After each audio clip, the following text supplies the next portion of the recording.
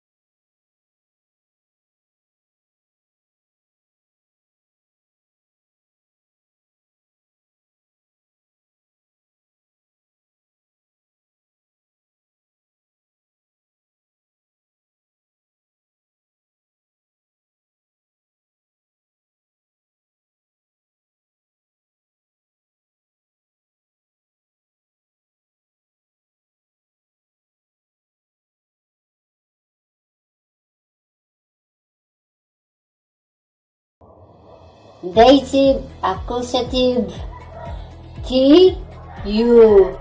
Third, nominative, she, he, it, they. Genitive, her, his, it, their. Dative, accusative, her, him, it, them. Set the example of late Middle English pronouns contained here. syntax. Syntax means the arrangement of words and phrases to create well-formed sentence in a language. the word order in the Middle English is still relatively free compared to the Modern English.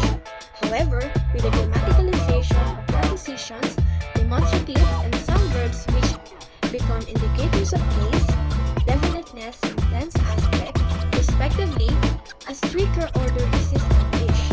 So, for instance, articles only occur before nouns and singular before verbs. Let us examine a few sentences that are technically in the late Old English, but their syntax really makes them in the Middle English. So, both are taken from the same entry in the Peterborough context. This gare for the King Stephanie offers some tournament. This year went the King Stephen over 600. In this year, King Stephen went over the 600 mark. Literally, they hadn't been mannered market with the Catholic sword. They had him homage made in old sword. They had done homage to him in sword. So you can see the differences in our examples. I hope this example will help you to understand the syntax in Middle English. Word formation. In Middle English vocabulary mainly contains words, concepts, and terms, like law and religion. In grammar English, Painter relies on inflectional endings and more on words ordered to convey grammatical information. In vocabulary, English became much more heterogeneous, showing many borrowings from French, Latin, and Scandinavian. This is an example of how the English language evolved from Middle English up to Modern English. I'm gonna read the Middle English version first, and I'm gonna go to the Modern English version. After that, we will find out how the English language has changed. Middle English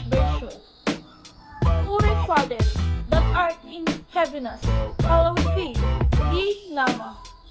Modern English version. Our Father, who art in heaven, hallowed be thy name. Upon learning